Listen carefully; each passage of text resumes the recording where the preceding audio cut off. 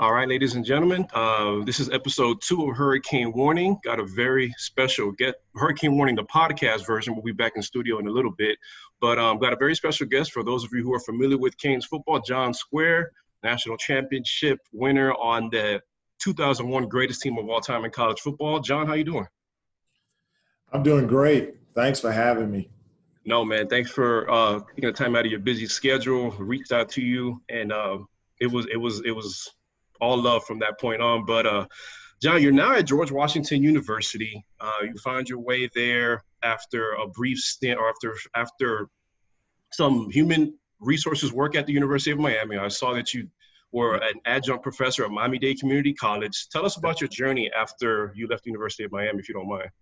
Yeah, so after I left the University of Miami, I started coaching full-time and being the athletic director at one of the local private high schools. And from there, continued my journey to be in college athletics. And so although I was working in human resources for the university for a long time, I've always stayed connected to sports, which is my love, mentoring young folks and making sure they understand what success looks like on and off the field. And so that has been my journey that has landed me to the position I'm in today, which is essentially being in charge of people, policies, and procedures. And so leadership and other things. And I know you have some questions later on regarding that, but go ahead. Okay. Well, thanks for that. I appreciate that. I mean, there's a lot that I was doing my homework on you before this podcast, and I was surprised at some things because I just, you don't know everything about your football team, and I'm glad that I know some facts about you right now. But let's continue to talk about your time at George Washington University over Massachusetts Avenue in Washington, D.C. Beautiful campus, by the way. Right now, you are an associate athletic director, correct? Yes, I am, and we are working on restructuring the department, and so I will continue to grow and move up in the leadership. And so, like I mentioned to you, I am essentially over people, policies, and procedures. So all of the leadership, talent, and recruiting metrics on how we bring people into our culture and organization is what I focus on, because we have some very unique student athletes. George Washington University is a school that prides itself on academics, so you have to really do your homework and make sure you get the folks that are going to be able to study and also be able to compete at a high level. Right. In that role, I am the chair of the discipline committee. I'm also the co-chair of the diversity and inclusion and equity committee, and so many other things. We call them, most of the senior team, they meet with me in these tactical meetings. And so every Friday I get to update the AD on how the department is doing and what are things that we need to address. So, Okay. That's interesting, man, because I mean, I'm not a sports admin major. I want to get into sports. I graduated in December, and I get what you're saying about your love about sports. It's just something that keeps me going. And once you have a passion for something, I mean, pursue it. And you're making us proud for sure. Making the Kane family proud for sure. I wanted to ask you something because, this whole pandemic thing, this COVID-19, how is it? And, there may not be football in 2020, or sports period. A lot of schools are canceling. And I think I think it was some division of college sports had completely canceled fall sports. How are you guys taking precautions up there as to keeping athletes and staff safe? So that's a great question, Mike. So I am, one of the duties that I'm doing right now is I am the co-chair of the campus reopening committee for the university level for campus spaces. And so what that looks like is every week we have 4 to 5 meetings to organize the university first from the local government and state, the mandates that they have for us. We take that information and then we we break it down and articulate that into how does that affect GW.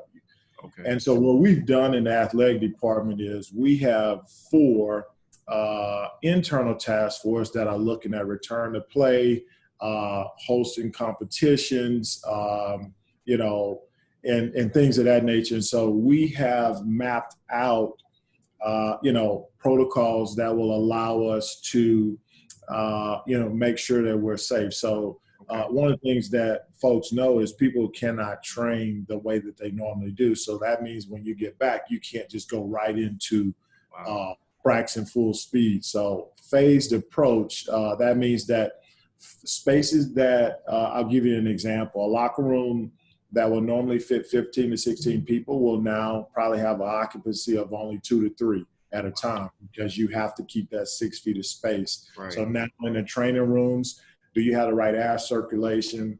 Are there other areas in the building that you can use?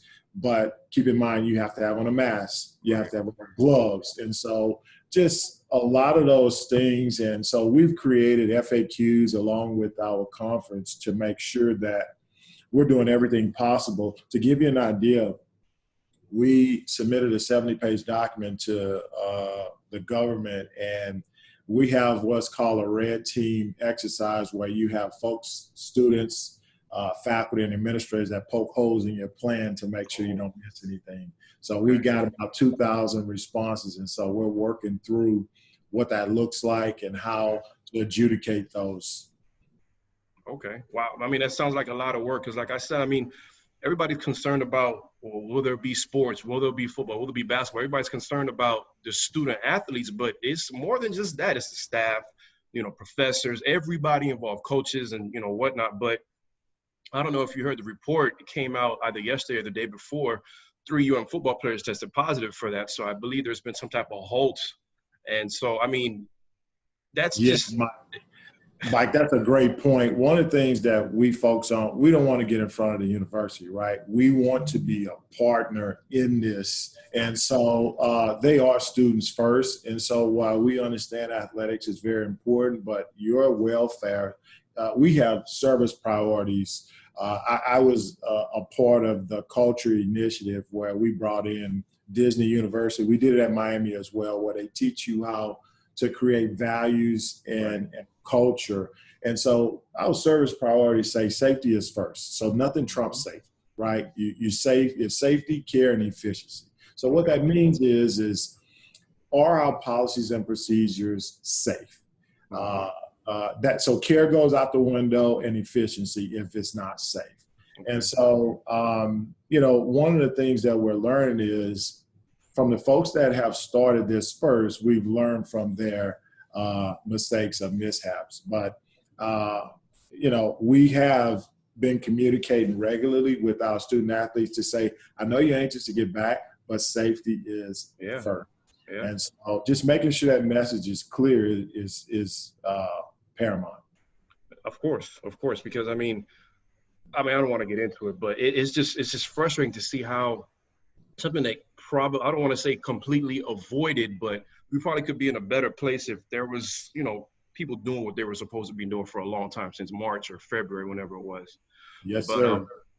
Correct. And to that point, the further along we get where folks are not wearing masks, the longer it's going to take to get back to a normal place. And so as you can understand, in the spring when this happened, it was first, okay, we go home for spring break. Mm-hmm. Then at some point we'll come back. And then that turned into, well, wait a minute, the case is going up. You all are staying home.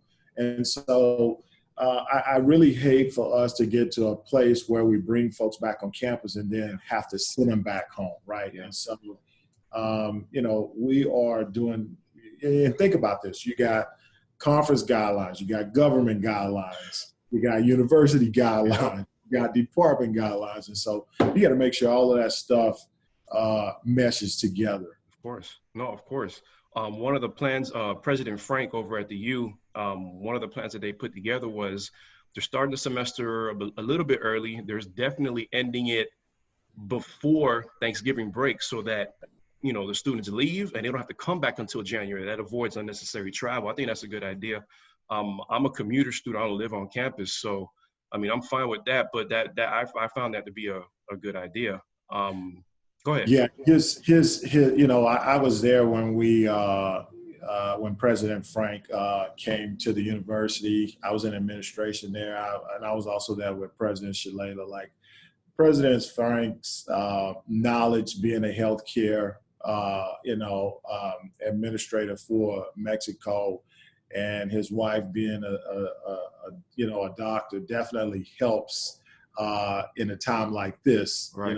Especially when you have the University Medical Center, which is where I spend a lot of my time in human resources. I mean, they have technology and labs that can just get you the best information. So I really think that is a really good plan. And will, like you said, will allow folks to be on campus for a short period of time and to get that experience, but then go back home and spend the holidays with family. Right. Just a gut instinct, because if you asked me, I don't know, a couple months ago, I would have said, yeah, I think, with some limitations, but do you think the NCAA is going to have fall sports? So what we've seen is a lot of folks counseling. So all it takes is one mic, and then, as you know, other folks will follow suit. And so imagine, right, if my schedule includes, and I was due, teams from other conferences, that affects the schedule, right? So at some point, you're not going to be able to play a non-conference schedule or conference schedule if this continues. And so at this point, I do know that this week and next week, a lot more will be coming out on, are fall sports going to happen? And I know that in the back of everybody's head is the liability, and are we putting our students in harm's way by having them come back to compete if everything is not mapped out like it's supposed to? It's annoying, man. But like you said, safety first, and we'll see what happens. But continuing on in your capacity at George Washington University, what's the next move? I mean, do you have any aspirations to be an athletic director, maybe back at home? I know you're from Houston, or maybe coming back to the U in a similar role. What's next for John Square? That's a great question, man. I am, so the School of Education, Michael, when I was a sophomore, they created this major in the School of Education, sports administration and business. It was, and so I was the very first person to graduate from that program.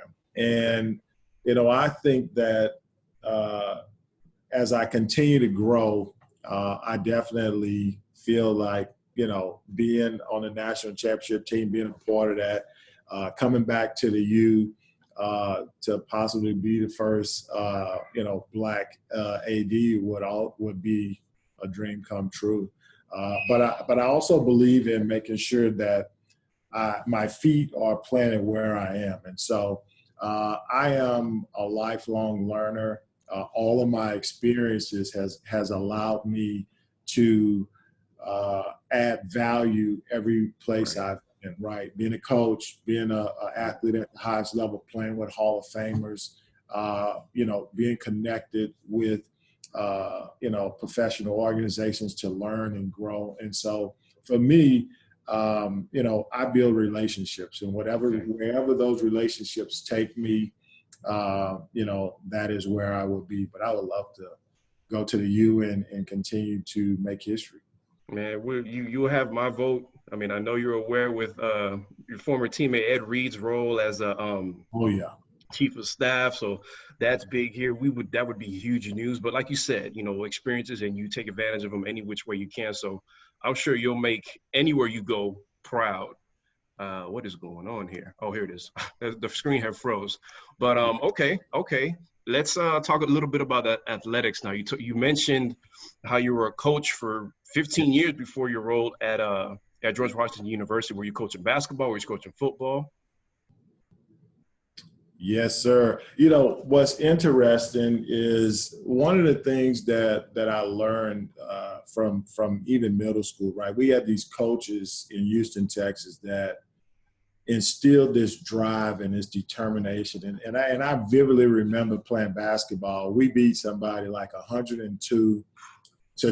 Like that was before the scoreboard would even go to 100. And I remember parents were mad at our coaches and they wanted to fight. And our coach said, listen, it's not my fault that they're not prepared, right? We press, we run suicides. And so that's always been my mentality. And so I've always wanted to take what I've learned from leaders like Ed Reed, Santana Moss, Andre Johnson, Clint Portis. Like we had a plethora of leaders that showed us this is the way to go and this is how you become elite. And those challenges every day in practice, made us the best of the best. And so for me, I wanted to take what I learned and apply that to the other things and give back, right? So one of my favorite moments was coaching James Sutton Jr. at one of the local high schools, and he went on to play at Colorado State. He had broke a sack record. He had 27 sacks, and so me being able to instill that type of stuff and other players that are now playing that I coach in basketball that are, in the NFL or in college, that is the joy of seeing them be successful. So. No, I can imagine that. And speaking of seeing guys that you've worked with and the joy of them being successful, while looking you up, your son got some game, man. Now, look, I don't mean to brag. I mean, this is what hoopers do. When you could hoop, you could hoop. I could hoop, but I saw his highlights and I'm thinking, geez, what are the whereabouts with your son now? What is he up to? So he is currently preparing to play at Farley Dickinson University. So he got a scholarship to Farley Dickinson to play for Coach G. And folks don't understand how hard it is to be a Division I player, right? You have to have a certain work ethic. You can have the name, you can have all of that, but you have to be able to perform. And so you can imagine, right, with my son, he played his whole career in Florida, right, where he grew up. And then dad gets this job in D.C. I have to move. And we moved to a city that has the best basketball conference in the country. So now you have to try out. So now you go from scoring 20-some points a game, being a big dog in Florida, to now going and having to earn your place. So I have a lot of respect for him. He, as a seventh grader, he played he started on a varsity team and played, in a state championship semifinal as a seventh grader. So he, from an early age, started, understanding what it's like to compete at a high level. So fast forward now to 2 years ago, now you're playing against the best people in the country. So going and playing in gyms that are packed, where you got UNC, Duke, all of these other schools, you're playing against the best of the best. And so he did well. I'm proud of him. His coach said that, he has a heart of a champion. He's tough. He does all the dirty work. He defends the best players, and he actually can shoot a really good three-pointer. So he's long, man. I was watching his steps, and I'm thinking he takes 2 steps, maybe 1 step to get to the basket from the three-point line. Where does he get his game from? I know dad is a hooper. Actually, before you answer that question, I was getting some notes here. Going back to your high school days, where is it? Right here. Okay. You were all-district selection in basketball. You were also a 3-year letterman in track. You ran the 4x4 meter relay, the 400-meter dash, and you high jumped. John, you are an athlete, man. Where does he get his game from? So it's interesting. I have, since middle school, I have always been a fan of one sport makes you better at another. And I remember even at the University of Miami, all the people we got were 2-sport superstars, right? Whether it was basketball and football, whether it was track and football. Right. And my family has a long history of being sports. My nephew he plays for the San Diego Chargers. He's Okay. one of the starting D linemen. They just re-signed him this year. He played at Alabama, 3 national championships. Sorry to cut you off. Who is this? What's his His name? name is Square. Oh, okay. I wasn't aware. I'm gonna definitely do my homework on him. Okay. Okay. So my second sister's oldest child, he played for Nick Saban, and he's still playing in the NFL. So Wow. it definitely in the genes. And it's interesting. When I was being recruited for basketball and football, the basketball coaches would come to my football games to watch me, and the football coaches would go to the basketball games. And I was relentless. So imagine you had folks that play basketball all year. So I had to come out of football, Right. get in basketball shape to retake my starting spot. And in track, imagine I was a 400-meter runner that probably ran a 4.8, a 48, 400. I was part of 4x1. I went to regionals in high jump. So all of that speed helped me at the U, right?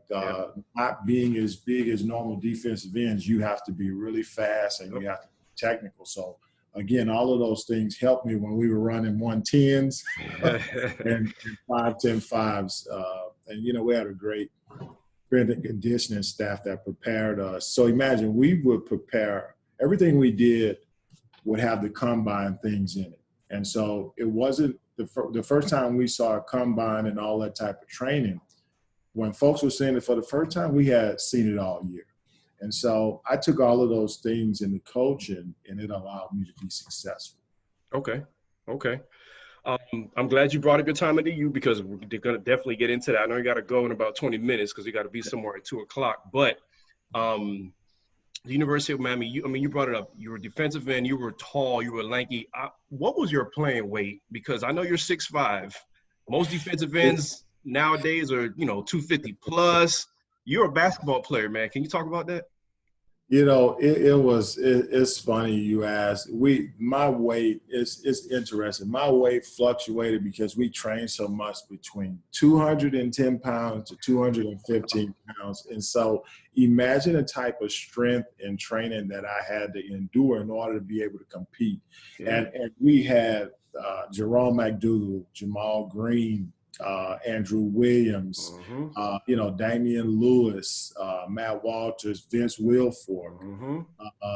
We had some unbelievable defensive linemen. And so what I did was focus on what my strength was, right? And my strength was speed. And the first step, which was to get folks, out of their stance and get them guessing to where I'm going to go. And that benefited from me. And then I had to prove that I can make tackles, right? Right. And so the strength and conditioning folks did an unbelievable job. And so it's funny when we would play people, they would think that, oh, man, I'm going to eat this guy alive. And it would be like, yeah, you got to catch him first. So, but the strength, the coaches did an unbelievable job of also putting me in packages that allowed me to utilize, what my strengths were. So. Okay.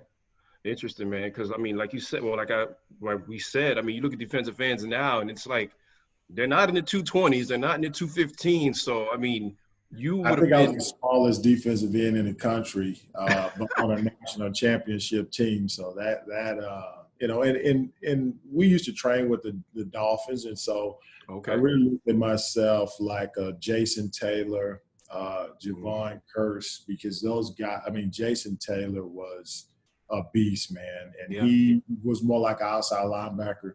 And then in high school, I played more like an outside linebacker, defensive end type. So if you look at a 3-4 defense, you can have a smaller, guy if you put him in the right spot. So it did a great job with that. And so it helped me be successful. Coming into the University of Miami, you're Yates High School. You were named year 2000 Super Prep Southwest team. You were named to that team, the number 66 prospect in Texas. District 17 5A first team. You played Yep. 3 years in high school, total 21 sacks, 172 tackles. Mhm. And we talked about your basketball days. Year one at UM, you red shirt, put on some weight, get in some college shape. But Yep. then the first year you got onto the field, you were part of that defensive line rotation. You had 29 tackles, 18 were unassisted, 5 Yep. sacks, which was the third highest on the team. Yep. 3 tackles for loss, 2 tackles, and a sack against Penn State. I remember that game. I'm thinking, who is? Oh, okay, we got another one coming in. All right, talk about your And a freshman year. touchdown. And I also scored a touchdown that year, which was unbelievable. Just again, man, let me tell you, the competitiveness of the university, and so we really didn't have a starting defensive line, right? We had an 8-man rotation that would just wear offensive lines down. And then we were going against Brian McKinney, Joaquin, Martin Bibla, Rumberg, Yep. and Carey. So imagine those battles in practice every day. And I remember the year that we won national championship, the offensive line was saying, "Oh, we haven't given up sacks," and I say, "Well, does that count practice?" Ooh. So we always had those epic battles, which prepared us. Like we had already won games in practice, right? I'm going up against all Americans in practice, and the defensive line. I mean, those guys and our coach Mark. I mean, they were relentless in showing us technique and film and just getting better. And so for me, it allowed me to continue to grow. And part of being small is you're prone to injury. And so at some point it took a toll, which was fine. I just finished out my career, but I had a chest injury and then I had some other surgeries. But, my last year, all of the years, right? So first year we play in the Sugar Bowl, right? Mm-hmm.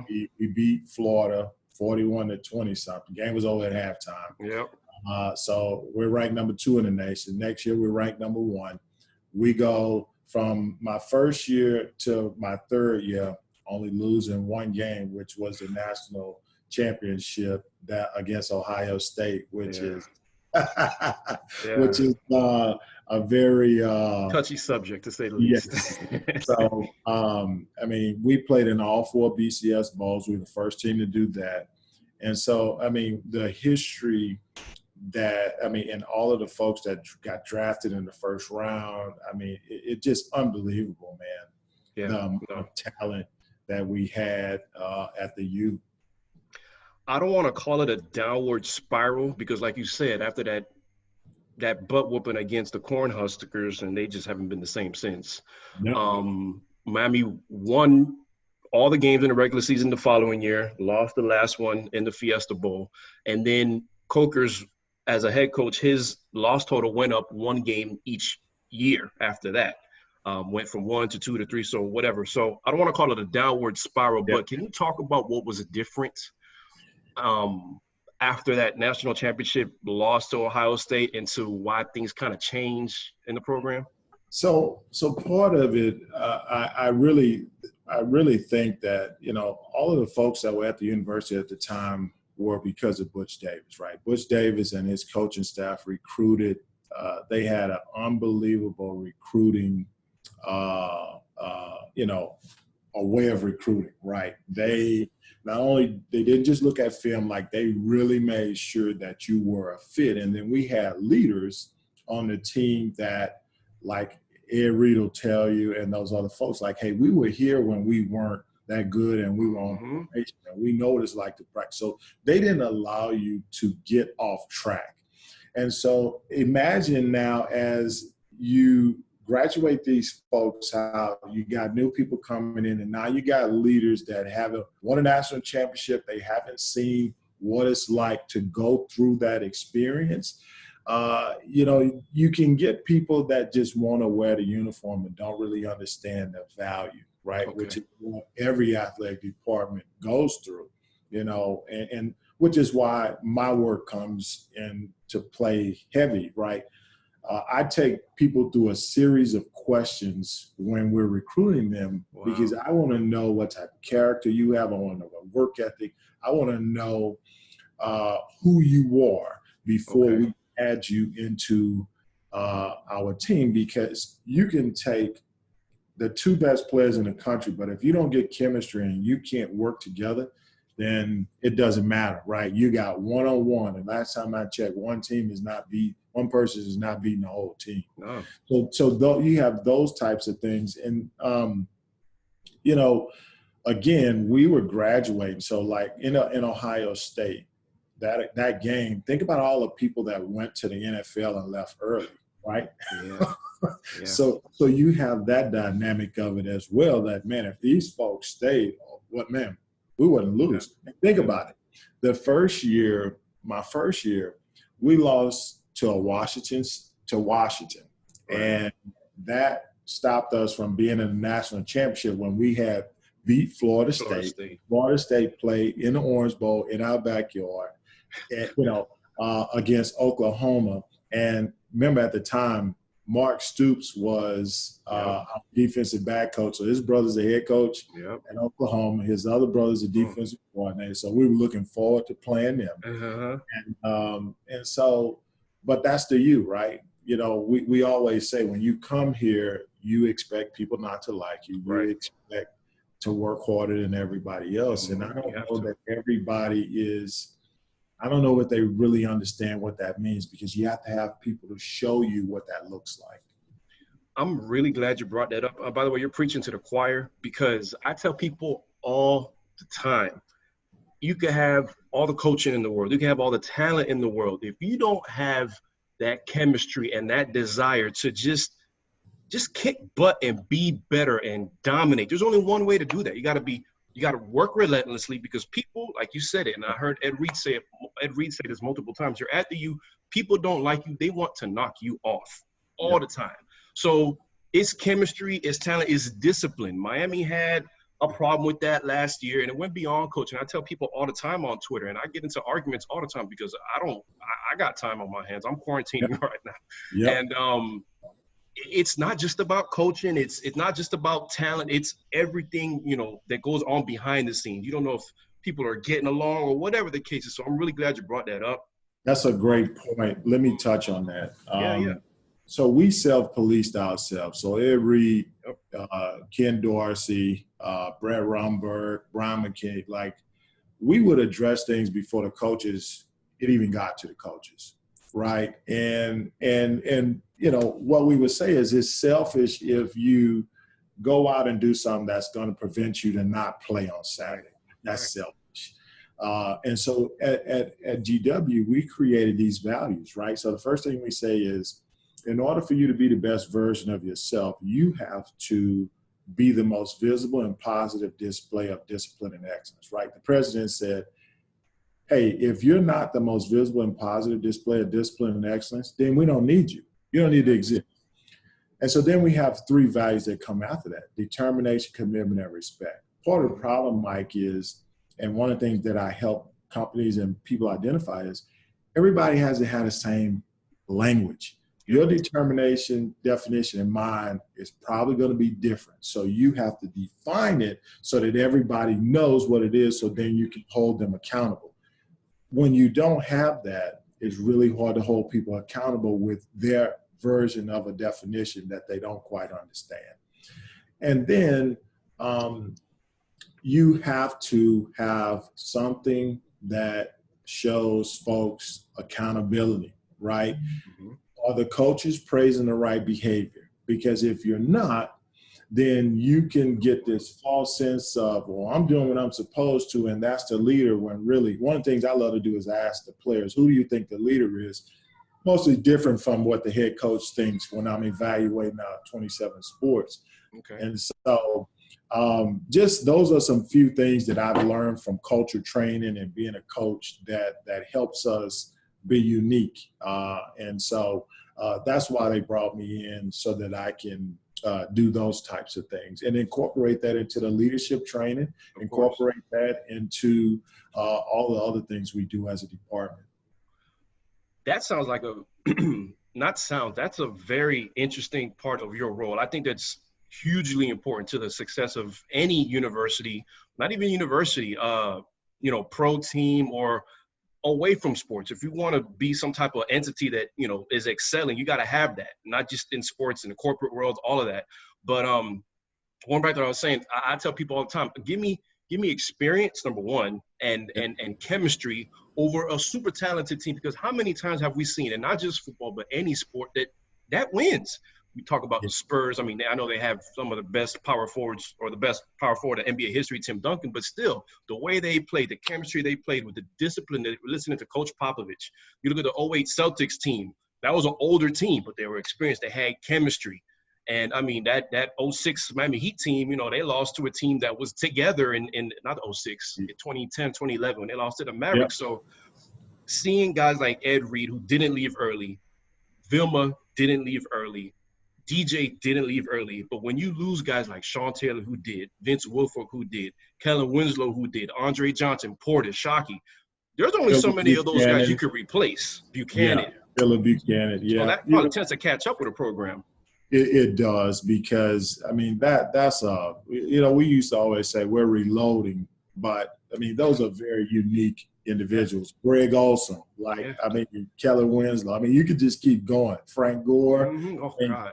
Willis McGahee, James Jackson, Tyrone Moss, bless his soul. But, I remember one of the things that I used to do is I would study coaches. I studied coaches, and I studied Navy SEALs and military training. Oh, wow. Because my family had an uncle that was in the service. Also, I always thought of growing. I remember I used to coach for Eric Spoelstra Basketball Academy, and he created this academy so that basketball in Miami would get to a different level, because folks looked at Miami as a football state. Yep. And so he started this initiative, and it allowed me to be able to talk to Coach Spo and understand how the Miami Heat organization works. Wow.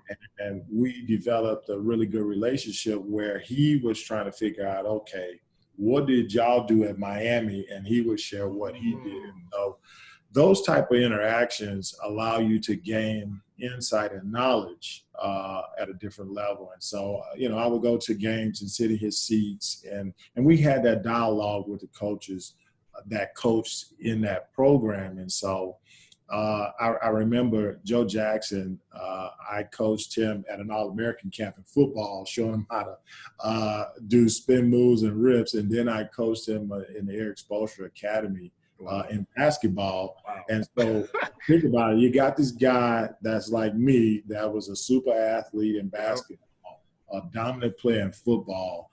And, those are the types of moments that you live for. Of course.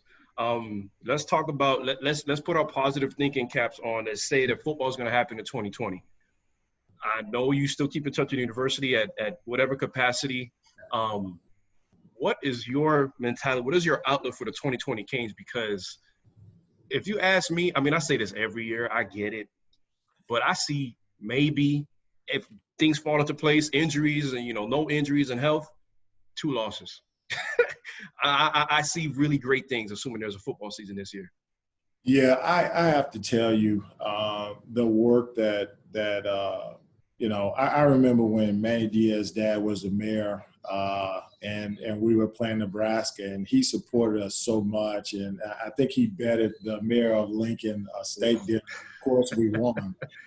Game was over before it started, but one of the things I'm looking for with this new quarterback and some of the other electric players that they're getting is an offensive dynamic, right? Offense sells tickets, right? And defense wins championships. And so, being able to, figure that out, that's what you had to always stand out of your seat, because you never knew when a big play was going to happen, right? Hold on one second. No problem. Wait, give me 1 second. I'm almost done. I'm surprised my son hasn't come out from his room. So So that's it, right? We knew that, man, we saw this in practice. Oh, we know this play is going to work. Yeah. Oh, this play is going to the house. And so from an offense standpoint, defense, right? How many touchdowns are we going to score? We had challenged ourselves to try to score more touchdowns in the offense. Okay. We knew it was going to be a tall task, but that is what it is. That's what kept us competitive, right? So if somebody getting the interception and picking it up, like, we going to the house. We already setting up the blocking formations. And then, like, I remember Carl Walker and some of those other guys on special teams, man. That is the difference for us. Somebody's going to make a big play on special teams. So I'm looking forward to running punt returns back. Think about Santana Moss, Roscoe Parrish, Devin Hester, like seeing that thing go 100 yards or 80 yards, or just seeing somebody get knocked flat on their butt, kickoff and pinning them inside the 5. Or, I mean, think about the kickers we had, Freddie Capshaw and Todd Severs. Yep.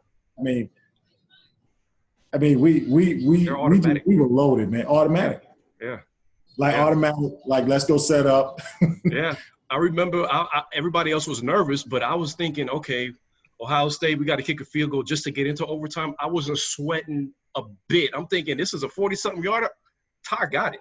I wasn't sweating at all about that kid. Automatic. Those guys were relentless in their work ethics. And, they know we held them accountable. And just like anybody else, right, we expected, hey, this is your job. Make this kick. Yeah. That seems like the biggest thing from the outside looking in, because I'm no insider. I'm not in any type of – I see something and I talk about it. That's what I love to do. So that seems to be the biggest thing that's missing between the last couple of years, Kane's teams, and from when, teams from when you were on, and before that, the greatest teams in Kane's history, is the accountability, the discipline, and just some type of template that you need to follow, because it's proven that it's successful, and just follow it. Just follow it. There can't be any egos involved. But I know I got about 5 more minutes. So I wanted to ask you about the current defensive line rotation, because I know you said there's really no starters on the teams you played on. If we're able to play this year, teams need to be worried sick about that defensive line rotation, because it is nothing to play with. I know you know about Rousseau. We got Roche that transferred over. Phillips that came over from UCLA. Yep. Tell me what that does to opposing offensive linemen or a scheme or anything like that.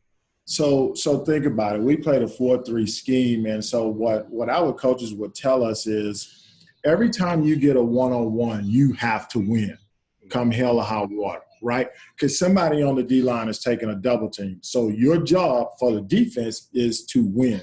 So we talked about high risk, high reward, and I've been a defensive coordinator in high school. And so I took everything that I had, the playbooks from Miami, and I used it. Okay. Youth Football League, we go and play for a national championship. So I know it works. Right? I know it works. And so one of the things is understanding that high risk, high rewards mean that everybody has to do their job. And so we had this accountability that I know that if we're in a cover 2 and, we're playing against Michael Vick and they're running an option, I know I have to do my job, because I know Ed Reed is going to come down and fill his gap. I know the cornerback is going to get off that wide receiver and be where he's supposed to be. Against great teams, you can't focus on doing 2 people's jobs. Then if you played us and you tried to do 2 jobs, you're going to get killed. And I remember, I forget what game we played. Somebody had stole our playbook, and we were like, we'll give it to you. We're running this hole right now, stop us. And so that's what it is. High risk, high reward is what Coach Shannon used to tell us all the time. And then that account, you didn't want to go back to the huddle and say, hey, I missed that play. You don't want to do that. And even though we had the eraser with Ed Reed, Mo Sites, Sean Taylor, you still wanted to do your job, right? And then it was everybody wants to get to the play first. Because listen, if you don't get to that play first and get them people down, man, folks coming in hard. So that was the mentality, man, that we had. And And there were plays where, like you said, you had to be unselfish, right? So, okay, I know I'm in a 7 technique. I got to take this double team on, but that frees up the linebacker. Yeah. Hey, you better make this play. Yeah. And so Shannon did a great job of taking the pressure off when the media wanted to focus in on an Ed Reed or others. And so what we would do is just talk about our teammates. And so that really kept us a tight-knit group. I still keep in touch with Ed Reed and some of the other guys. I mean, always just thanking them for being great leaders. And we still have that connection and that brotherhood, man. And that's why it is a very special place to have played, man, and be a part of. Again, man, that's just something that I think that's the biggest thing that's missing, that camaraderie. Not that they don't have it, but there's always room for improvement in anything that you do in life. So if this team just gets it between the ears, man, I think it could be one of the single best teams, at least defensively, in history. They're going to scare the hell out of guys. They're going to score points. You're from Houston. You know about Derrick King. Yep. And so there's some expectations. Hopefully they can get onto the field, man. We that offensive line prided themselves, on being the very best, right? So every day in practice, whether you prepared or not, you had to face us. Of course. And that was going to be hell to pay, right? And the same, and vice versa. And so imagine the one-on-one matchups with Andre Johnson and a Mike Rump or Phillip Buchanan or Santana Moss. Like, you're going against the best. So if I'm doing that in practice, I don't care who I line up against. It ain't gonna matter. And so you're right, though. You got to have that pride in love for wearing a uniform and for the people that you're doing this for. And so sometimes, one of the things I do is I like to ask people who you're playing for, and if you can't say you're playing for the people that you're going to practice with every day, that you're rooming with, that you're eating with, then there are issues, right? I hear you. So that's one of the things that I focus on: win the locker room. And how you do that is you recruit people that have the same mentality and the same work ethic, and understand that there's a learning curve, right? So think about it. You go from being the best in high school to now you drop back down to the bottom, and you have to have somebody to show you the way. Right. And if you don't have that, then it makes it really hard to navigate, right? That's called leadership. And that's another something that's, probably, again, I'm not in the locker room. I can't say for sure, but it just from the outside looking in, looks like something that's been lacking. I wanted to ask, because I want to let you go, but I got to ask you this. Can you give us, whether it was a moment, I like to ask this to all my guests that were former athletes or former football players, whether it was on Green Tree, whether it was in a halftime, in the locker room, on the sideline, can you give me something that Kings fans don't know about, something funny that happened, something you could say on the podcast? Something that just sticks out? Yeah, so the D-line, before every practice, we used to get in the Gators, and Vince Wilfork and some of the other guys would get in the Gators and just drive around practice, to have fun. And it's like we would go and they would drop off the big bags to do drills on. And so that was something that we would do every day. And then the other thing is, we came up with this get off the chain dance that we did in practice, and then the D-line would do it in the end zone of every game we played before we. Oh, shoot. Okay. So that was some things that we did to just say, hey, I got you. We love each other, and let's go fight. I hear you, man. John, I can't thank you enough for spending the last 40 some odd minutes with me. I know I got to be somewhere at 2:00, but I really, really appreciate this, man. I'm going to go ahead and I found you on Twitter. I started following you. I'm going to go ahead and tweet this. You mind if I tag you on it? Sure. Go ahead. Absolutely. I'll do that. And hopefully we'll keep in touch. Hopefully I catch you at a tailgate or something, man, or whatever the case is. But stay safe, okay? Stay blessed, and just keep your family safe, man. Thank you very much. I really appreciate it. Appreciate it. Take care, Mike. You too, man. Thank you. Bye-bye. All right, ladies and gentlemen, that was John Square. number 93 at the University of Miami. You heard me bring up his stats throughout his freshman year. I'm going to bring him up again because I forgot by now. Year one, he actually redshirted. That was the year that Miami went up to Washington and lost that very first game of the season, and then ran the table after that. But the first year he was actually on the field at UM. He was a Big East all freshman, on the Big East all freshman team.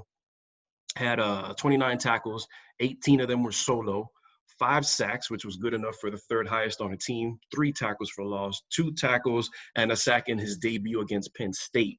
And he also scored a touchdown that year, which I don't recall, but obviously it happened. But I was just looking at the stats. But, man, like you said, remember that D-line rotation? Like he said, that D-line rotation was sick. Got Andrew Williams on one end, McDougal on the other end. In the middle, you got Woolfolk was backing up Matt Walters. And so can you imagine the things that Matt Walters had to go to because he has a budding superstar behind him and a potential Hall of Famer in Vince Wilfork, as you biting, nipping at the bud, biting at the heels, so nipping at the whatever, however they call it.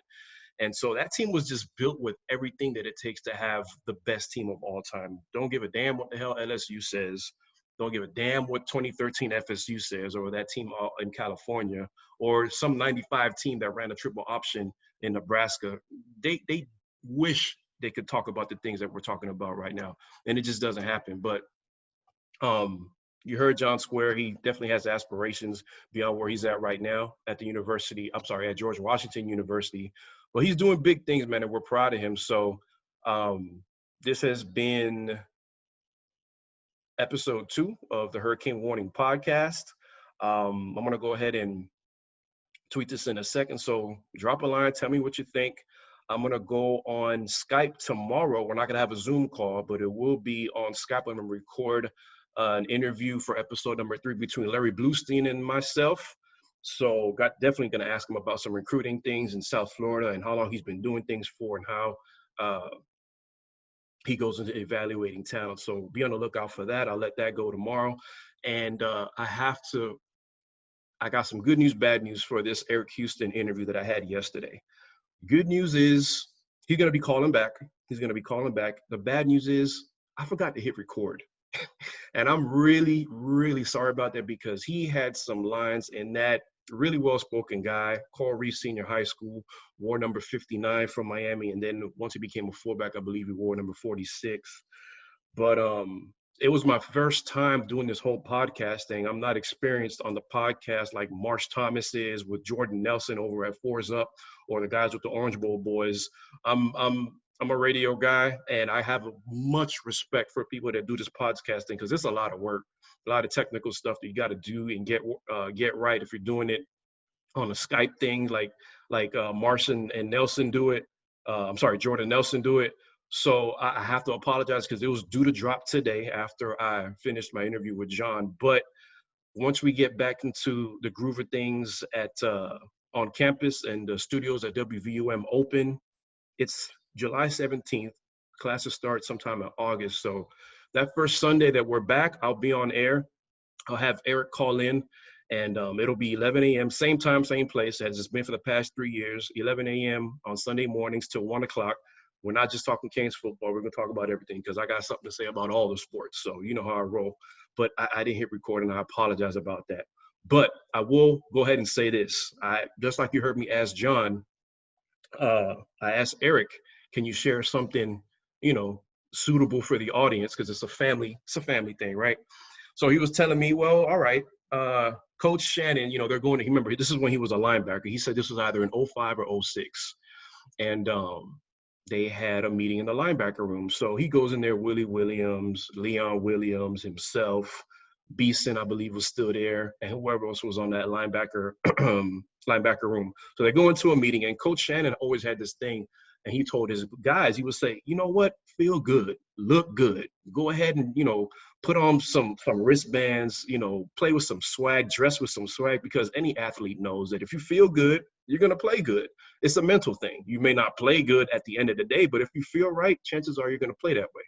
So they would, put the wristbands on and this, that, the visor, all that stuff. So here comes Coach Shannon telling these guys to be swagged out, but here he comes in these high waters, and his shirt all tucked in, his UN polo, his Nike polo with the shirt tucked in with the belt, and, you know, just looking like a nerd. So he walks into the meeting room, and Willie Williams calls him out. He says, you know what, coach, you're always telling us about dressing and, you know, playing with swag and, you know, play how you look and all that.